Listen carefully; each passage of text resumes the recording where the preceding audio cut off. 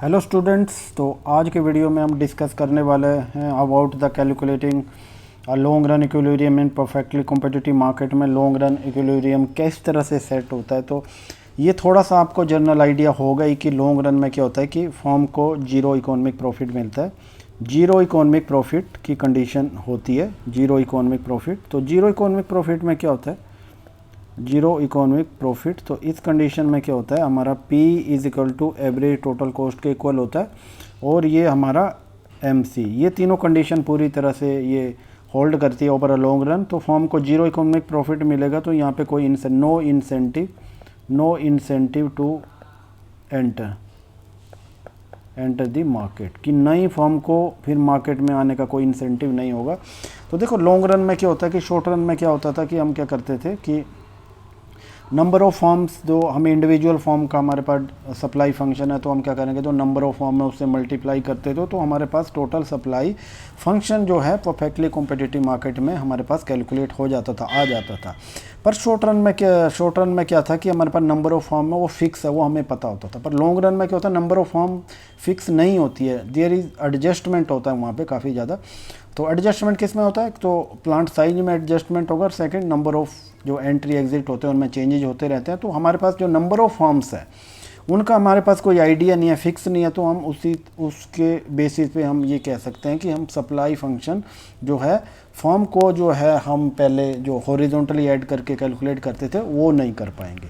तो ओके, तो इस कंडीशन में हमें अगर कैलकुलेट करना है कि लॉन्ग रन में कौन सा हमारा इक्विलिब्रियम कंडीशन होगी, तो ऐसा होता है कि यहाँ पे फॉर्म जहाँ प्रोड्यूस करेगी P is equal to ATC average total cost is equal to MC।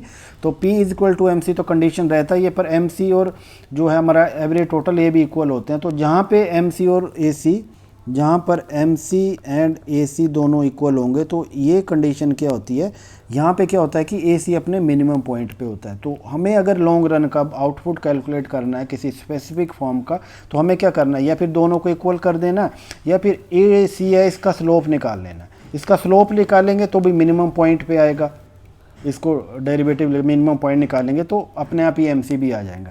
तो हमारे पास दो आ गए, या फिर MC और AC को इक्वल करें या फिर हम क्या करें हम AC का डेरिवेटिव ले लें, किसकी रिस्पेक्ट में, Q की रिस्पेक्ट में हम इसका डेरिवेटिव ले लें और इसको जीरो को इक्वल रख लें। ओके, तो हमारे पास ये दोनों कंडीशन आ गई। तो चलो क्या करते हैं कि हम दूसरी कंडीशन के साथ चलते हैं। तो पहला तो हमारे पास ये आ गया और दूसरा ये आ गया, तो दूसरे वाला काफ़ी थोड़ा इजी मेरे को लगता है, तो मैं इसके साथ ही प्रोसीड करूंगा। तो सबसे पहले इसके लिए हमें चाहिए कि एवरेज टोटल कॉस्ट कितना है हमारे पास। तो ऑलरेडी हमारे क्वेश्चन में दिया गया है, ये हमारे पास ATC आ गया, एवरेज टोटल कॉस्ट आ गया। तो ये आ गया हमारे पास 40 minus Q plus 0.01 Q square आ गया। ओके, ये आ गया। अब इसको हम डेरिवेटिव लेंगे इसका, तो इसका डेरिवेटिव इस तरह से लेंगे DQ और इसको अंदर डाल देंगे, ये Q प्लस 0.01 Q स्क्वायर आ गया। ओके, तो इसका डेरिवेटिव लेंगे तो स्लोप ऑफ AC क्या आएगा, AC का स्लोप आएगा। तो मिनिमम क्या होता है, ऑप्टिमाइजेशन टेक्निक आपको पता है कि किसी भी चीज़ को डिफरेंशिएट करो, जीरो के इक्वल रख दो, आपका मिनिमम मैक्सिमम दोनों पॉइंट आ जाते हैं, जो भी जिस तरह का भी वो इक्वेशन चल रहा होगा। ओके, प्रॉफिट है तो उसको मैक्सिमाइज करने की कोशिश करते हैं, और जो हमारे पास अगर कॉस्ट दे रखी है तो उसको मिनिमाइज करने की कोशिश कर रहे हैं। तो यहाँ पे हम मिनिमाइज करेंगे तो इसका डेरिवेटिव लेके तो ये आ जाएगा, ये -1 प्लस 0.02, सिंपल हमने जो है पावर रूल डेरिवेटिव का यूज किया है, ये हमारे पास आ गया। तो इसको जीरो के इक्वल पुट कर देंगे।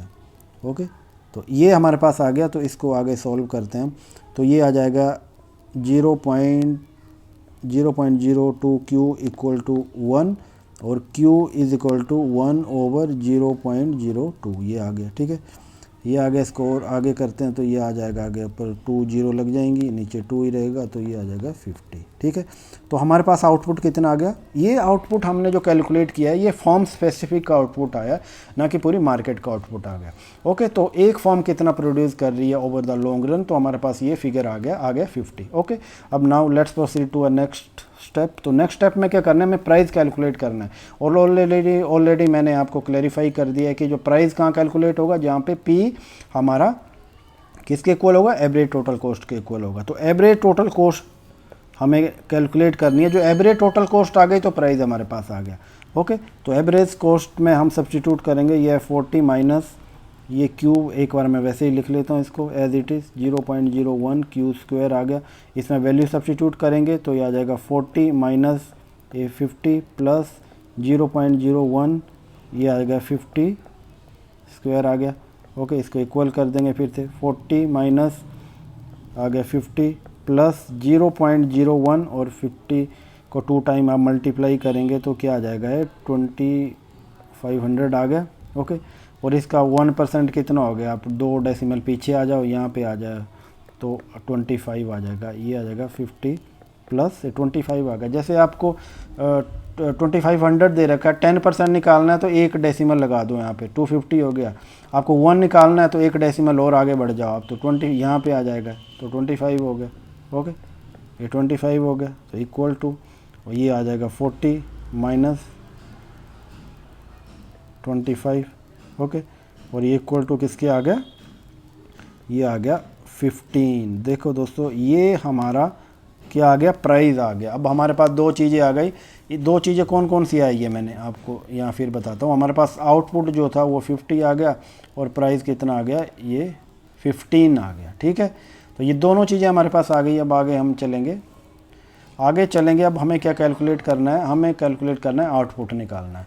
तो आपको जो है, मैंने ऊपर क्वेश्चन दे रखा है, आप इसे स्क्रॉल अप करके आप देख सकते हैं कि इसमें ये हमारे पास डिमांड फंक्शन दे रखा है। डिमांड फंक्शन इक्वल टू ये है 25,000 माइनस 1000 पी।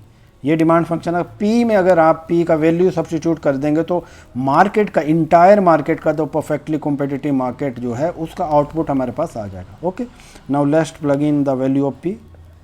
ये 25,000 माइनस 1000 टाइम्स 15 आ गया। इसको नाउ लेट्स सिंप्लीफाई, ये आ गया 25,000, ये आ गया 15,000, तो इसको आगे और करेंगे तो ये आ गया हमारे पास 10,000। ओके, तो इंटायर मार्केट का आउटपुट कितना आ गया, इंटायर मार्केट का आउटपुट हमारे पास 10,000 आ गया। ओके, यहाँ तक भी आई होप कि आपको क्लियर है। तो आगे और चलते हैं, तो इतना हमारे पास आ गया। अब हमें नंबर ऑफ फॉर्म निकालनी है। आपको पता है कि सिंपल सी बात है, हमारे पास टोटल मार्केट का आउटपुट भी पता लग गया और हमारे पास सिंगल फॉर्म का आउटपुट भी पता लग गया। ओके, तो टोटल जो है हमारे पास आउटपुट कितना है, 10,000 है। और सिंगल फॉर्म का Q1 मैं इसको एज्यूम कर लेता हूँ, इसका है 50 है। तो यहाँ पता लग गया ना। तो अब नंबर ऑफ फॉर्म कितना होगी, सारी फॉर्म का सिंगल जो 50 आउटपुट है यही आएगा सबका। तो सारी आइडेंटिकल फॉर्म्स है, सेम फॉर्म में, और टोटल आउटपुट दे रखा है। तो टोटल आउटपुट से सिंगल फॉर्म का जो आप वो डिवाइड कर दो उसको, तो क्या आ जाएगा, नंबर ऑफ फॉर्म क्या आएगी, नंबर ऑफ फॉर्म हमारे पास आएगी equal to total output. Q मतलब टोटल आउटपुट, और सिंगल फॉर्म का आउटपुट जो होता है, इसको मैं लिख लेता हूँ। तो इसको आप लिखोगे तो ये आ जाएगा 10,000 अपॉन 50। ठीक है, तो 0 से 0 गया, ये 2 और ये 0 0, तो क्या आ गया, नंबर ऑफ फॉर्म कितनी आ गई हमारे पास, 200। ओके दोस्तों, बिल्कुल ही मैंने आपको सिंपल तरीके से बताया और वेरी वेरी इंपॉर्टेंट है। आपका पूरा कॉन्सेप्ट ही क्लियर हो जाएगा इसमें। लॉन्ग रन में सबसे आसान तरीका होता है किसी चीज़ को समझना, तो आप उसको मैथमेटिकली समझ लो तो आपके सारे फंडे क्लियर हो जाएंगे। तो सबसे पहले मैंने क्या किया इसमें, स्टेप 1 में मैंने यहाँ पे क्या किया, मैंने P is equal to ATC is equal to MC ये किया मैंने, और ATC को डिफ्रेंशिएट किया और उसको 0 को इक्वल पुट कर दिया और आउटपुट आ गया।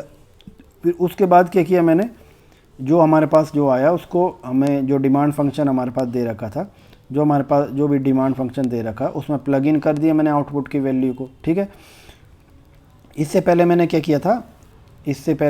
किया, प्राइस कैलकुलेट किया था। फिर प्राइस को मैंने जो डिमांड फंक्शन है उसमें प्राइस की जगह कैलकुलेट कर दिया। देन उसके बाद हमारे पास आउटपुट आ गया। फिर हमने जो टोटल नंबर ऑफ फॉर्म निकालनी है, तो इसके लिए मैंने बताया आपको टोटल आउटपुट हमारा कितना है और इंडिविजुअल फॉर्म का जो आउटपुट है वो कितना है, ये कर देंगे तो हमारे पास क्या आ जाएगा, ये 200 आया, जो कि टोटल नंबर ऑफ फॉर्म्स आ गए। ठीक ठीक है दोस्तों, तो ये यहाँ तक हो गया, तो मैं आगे दूसरे टॉपिक के साथ आऊँगा। तो आपको कहीं पे भी थोड़ा कन्फ्यूजन हो तो आप कमेंट बॉक्स में लिख के आप मेरे पूछ सकते हैं। ओके, तो मैं कोशिश करूँगा कि आपके डाउट को क्लैरिफाई कर दूँ। Okay, thanks for watching.